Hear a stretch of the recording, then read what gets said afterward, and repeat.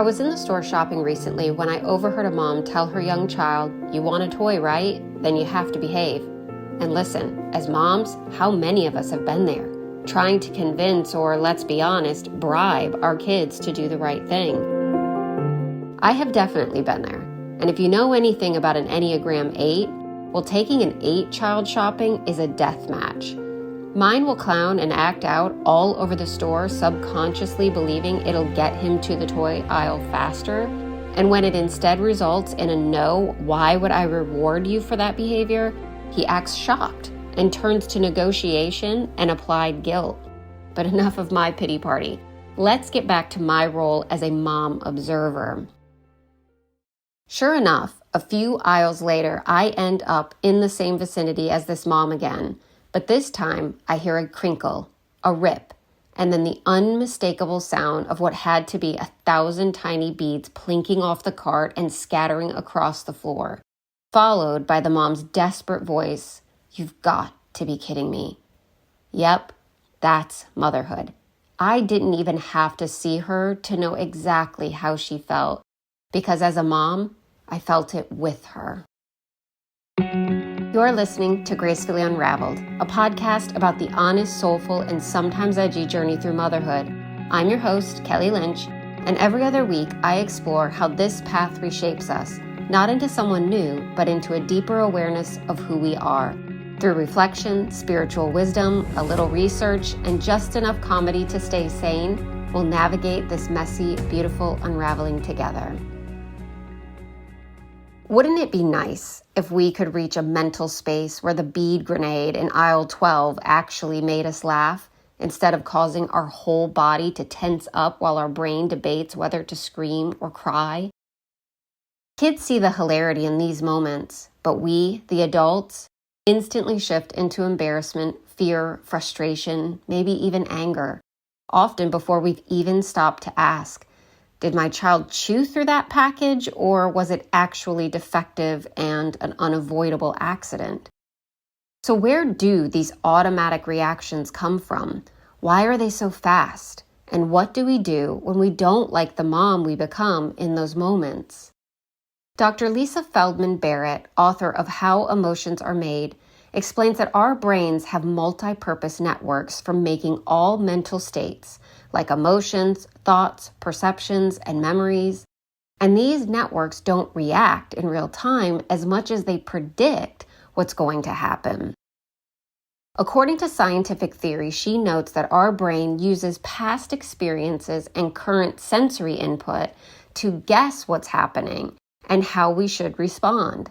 So when the beads hit the floor, your brain fires loud noise, public setting, broken item, people watching, parent responsibility.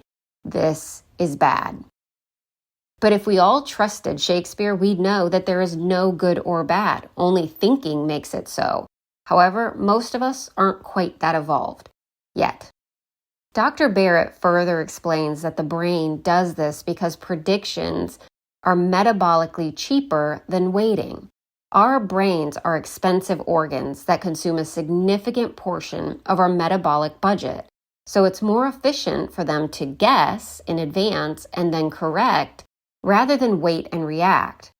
And if we perceive something to match the brain's prediction, or we reject the evidence that suggests otherwise, the brain doesn't bother evaluating it any further. It just runs with the guess, because that saves energy.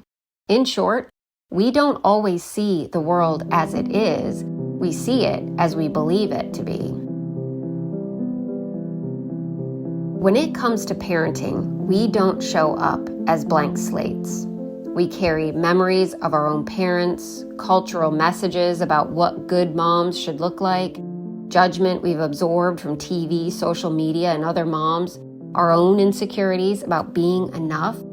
All of this sits on standby, ready to inform the brain's predictions.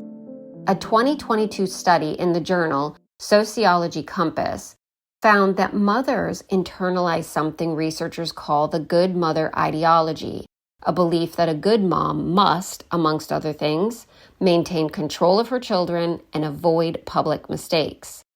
This sort of ideology significantly increases shame and self-criticism during these everyday parenting mishaps.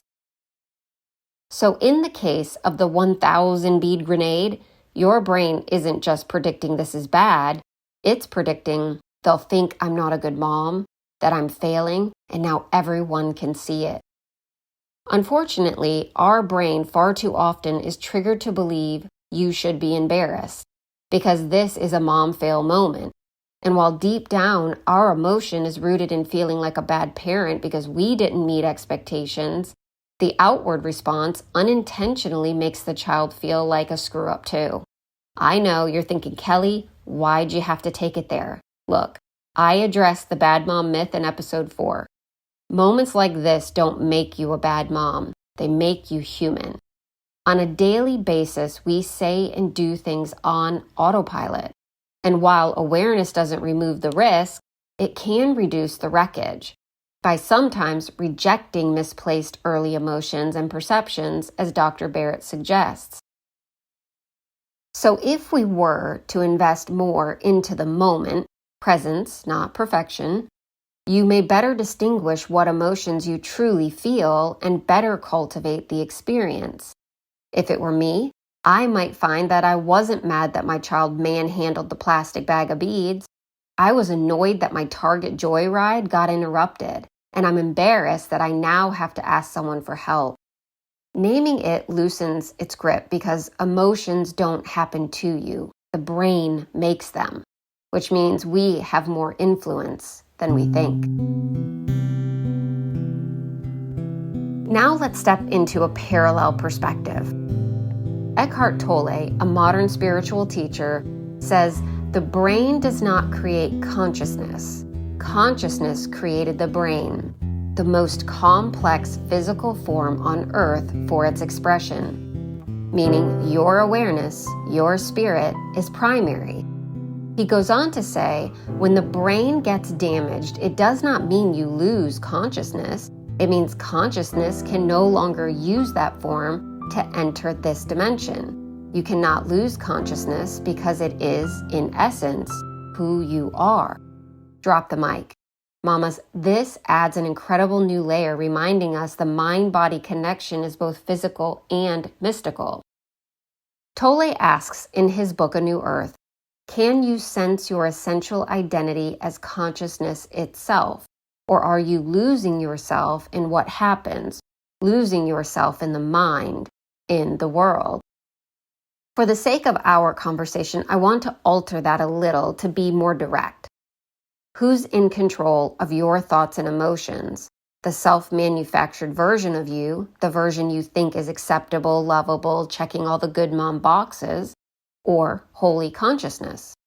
When your identity is rooted in God, not in performance or perceptions, you begin to see yourself through His steadiness rather than through the fragile lens of comparison or fear. And that shift naturally shapes the way you think, respond, and show up for your children in those unexpected moments. Everything you say and do flows from the stories you believe about yourself.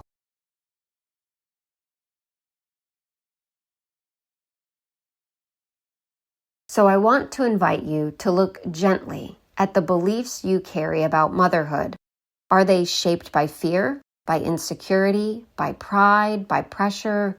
When did you start believing that your worth as a mother was determined by how well you performed in public rather than by who God created you to be in private?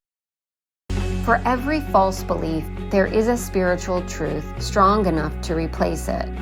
Romans 12:2 reminds us, do not conform to the patterns of this world, but be transformed by the renewing of your mind.